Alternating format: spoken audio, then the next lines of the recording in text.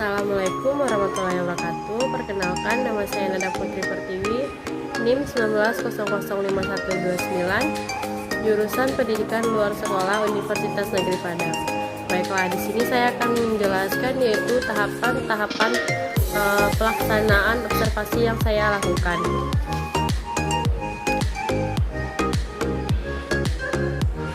Baiklah, di sini saya melakukan observasi di tempat kursus menjahit. Selanjutnya itu biodata pemilik dari kursus menjahit tersebut. Nama pemilik yaitu Desmawati, tempat tanggal lahir Paliaman 28 Oktober 1969, agama Islam, anggota di tempat kursus menjahit yaitu beranggotakan 8 orang. Motivasi pemilik kursus menjahit ini diselenggarakan dengan tujuan agar peserta didik memiliki bekal keterampilan dan keahlian khusus di bidang modes atau menjahit baju. Pelaksanaan kursus ini dilakukan secara sistematis, mulai dari pengenalan alat jahit hingga pemberian keilmuan tentang kewirausahaan. Oleh karena itu, dapat dikatakan bahwa kursus menjahit ini bukan hanya memberikan keilmuan tentang menjahit, tapi juga memberikan keilmuan tentang bagaimana membangun sebuah usaha dari hasil kursus di lembaga tersebut. Selanjutnya itu tahapan-tahapan komunikasi persuasi pada kursus menjahit. Yang pertama, saya mendatangi tempat pengelolaan kursus menjahit tersebut. Yang kedua, memperkenalkan diri, asal, nama, kampus, dan jurusan saya. Selanjutnya yaitu yang ketiga, kemudian meminta izin untuk melakukan observasi dan wawancara.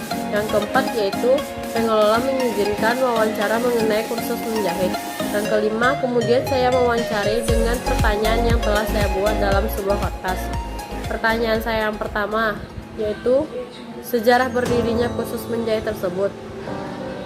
Seiring dengan perkembangan zaman dan kemajuan teknologi, terutama di negara-negara berkembang seperti Indonesia, maka untuk mengimbangi laju perkembangan tersebut diperlukan sumber daya manusia yang berkualitas dan profesional agar dapat menjadi subjek pembangunan.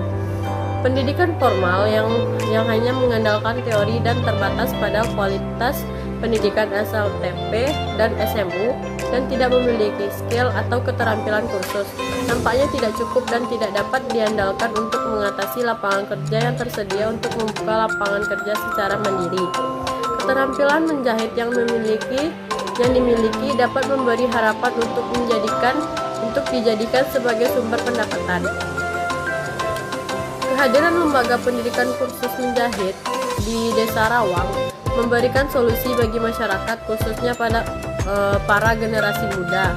Masyarakat berpendidikan rendah dan tidak memiliki pengetahuan keterampilan menjahit.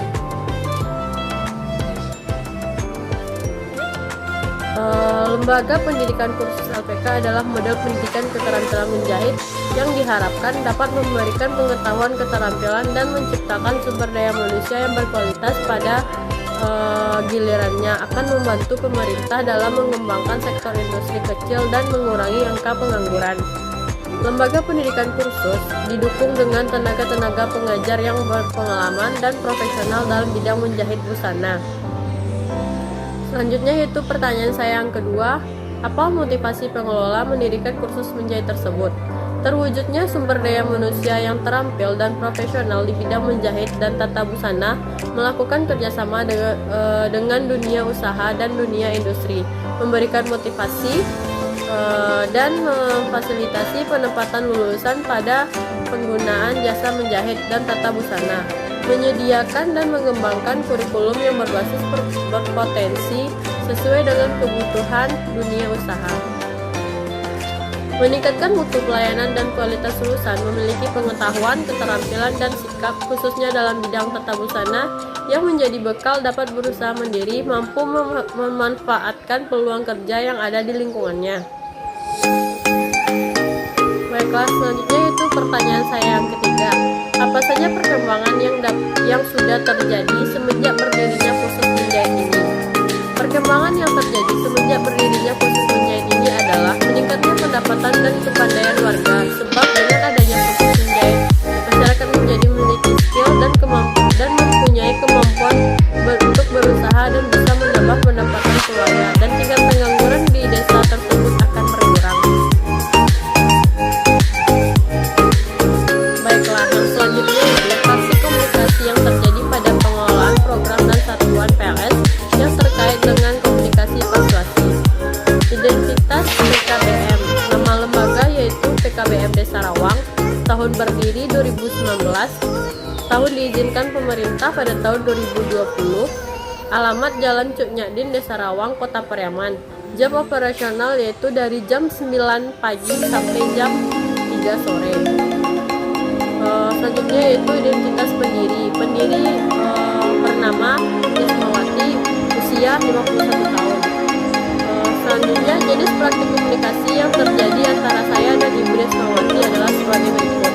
Yang pertama, analisis audition. Praktik ini dijalankan melalui pewawancara, mendengarkan dan menganalisis jawaban yang diberikan oleh narasumber. Hal ini saya lakukan bertujuan agar narasumber merasa nyaman pada saat proses wawancara.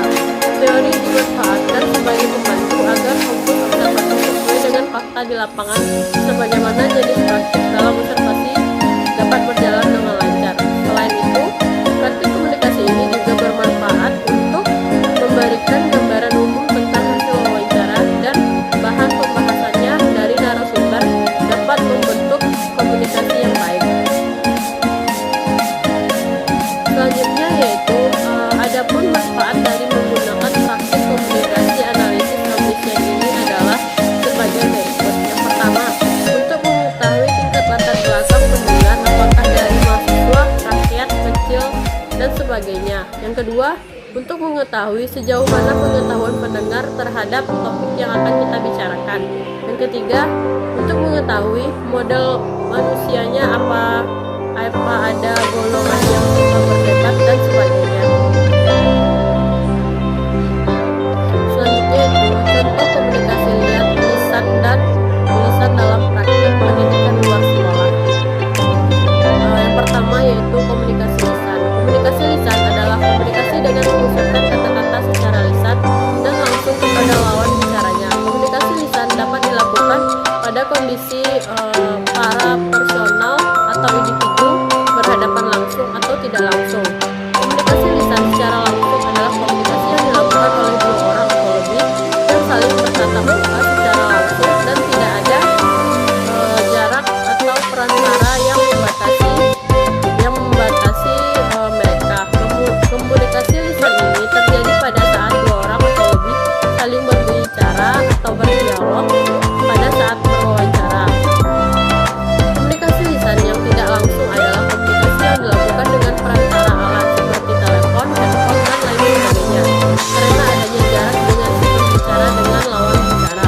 Contohnya, pada suatu saat program PLS yaitu khusus pelatihan keterampilan mengemudi, pengelola memberitahukan kepada tutor atau pembimbing mengenai tata cara pembelajaran dengan cara tatap langsung dan memberikan penjelasan pada saat membimbing di setiap kursusnya.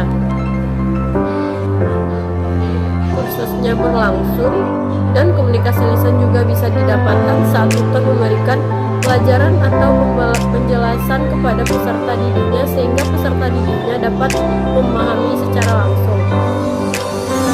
Yang selanjutnya yaitu komunikasi tulisan. Komunikasi tulisan adalah komunikasi yang dilakukan dengan perantara tulisan tanpa adanya berbicara secara langsung dengan menggunakan bahasa yang singkat, jelas, dan dapat dimengerti oleh penerima. Komunikasi tulisan dapat dilakukan melalui tulisan seperti yang dilakukan dalam surat menyurat, melalui surat menyurat, SMS, dan surat elektronik, pos, telegram, fax, email, dan sebagainya. Komunikasi tulisan juga dapat melalui naskah-naskah yang menyampaikan informasi untuk masyarakat umum dengan isi naskah yang kompleks dan lengkap seperti surat kabar, majalah, buku-buku, dan foto pun dapat menyampaikan suatu komunikasi secara lisan, namun tanpa kata-kata. Begitu pula dengan spanduk, iklan, dan lain sebagainya. Contohnya berupa informasi media melalui aplikasi atau disebarluaskan di media sosial. Baiklah, itulah penjelasan dari saya. Apabila ada kesalahan, mohon dimaafkan. Saya akhiri dengan wassalamualaikum warahmatullahi wabarakatuh.